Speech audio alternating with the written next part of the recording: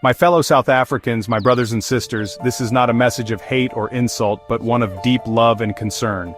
Sometimes the hardest conversations are the ones we need most, like family, when we care too much to stay silent. We must be honest with ourselves if we want to move forward. Think of this as a wake-up call, a plea to see our people thrive. We've come too far to let our future slip away. So let's have a real, honest chat. A family meeting where we put everything on the table. No more hiding behind polite smiles while the house falls apart. Blame is a terrible building material. You can't build a future on excuses. It's time to look in the mirror and see builders, creators, survivors with the power to fix what's broken. This is about taking back our personal power, responsibility, not just political freedom. The past shaped us, but it doesn't have to define our future. What kind of story will we write next? Another tragedy or an epic of what we did for ourselves? Remember 1994? That moment was more than an election. It was a promise to ourselves and future generations. We were handed the keys to our own destiny, with the world cheering us on. Freedom meant more than voting. It meant building, leading, and innovating. For the first time, everything was within our reach. But let's be honest, what have we done with that power? The dream of 1994 now feels distant, hope replaced by frustration, unity by division. Our promise to our children is at risk. Why? Our cities crumble, lights go out, and poverty persists. Not because of apartheid's ghost, but because of choices we make today. Corruption and incompetence are not colonial relics. They are our own creations. Acknowledging this isn't about forgetting the past, but respecting the future enough to fix the present. We owe it to the promise of 1994 to do better. The world once called us a miracle nation.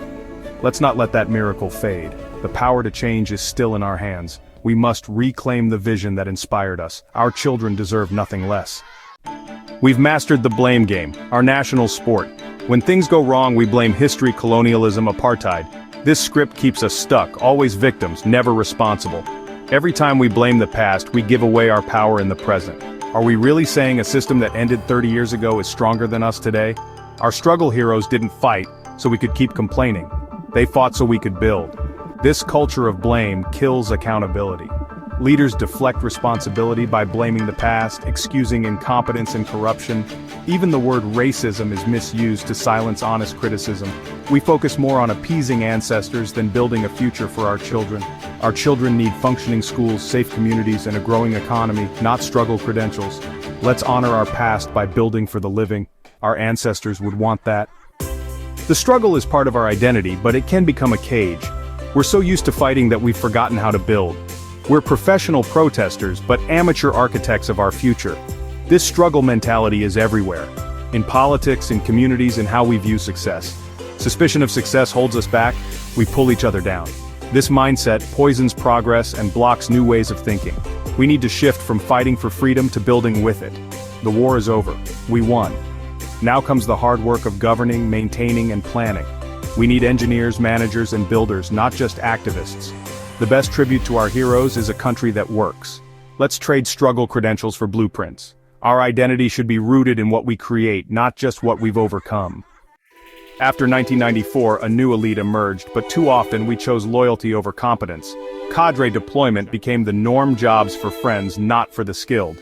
We put unqualified people in charge, and now we're surprised when things fall apart. This system is a cancer, hollowing out our state and betraying public trust. The new elite chases symbols of power, not its responsibilities. Self-enrichment trumps public service, and honest voices are silenced. Loyalty is rewarded, honesty is punished. The best among us are pushed aside for the most loyal. This is not the leadership we fought for. The whole country pays the price.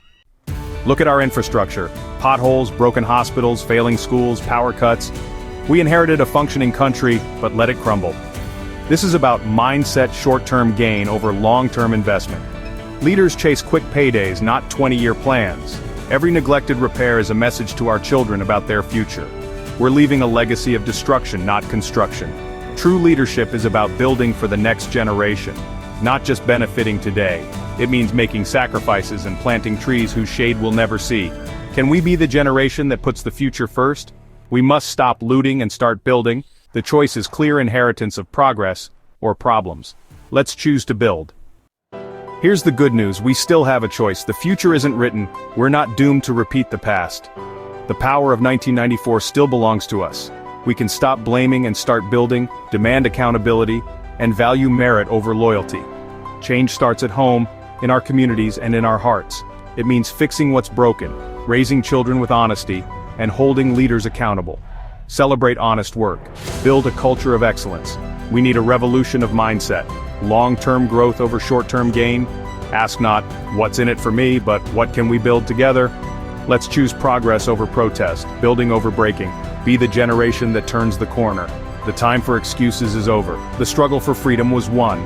Now let's win the struggle for a prosperous future. Let's build a country our children and ancestors would be proud of.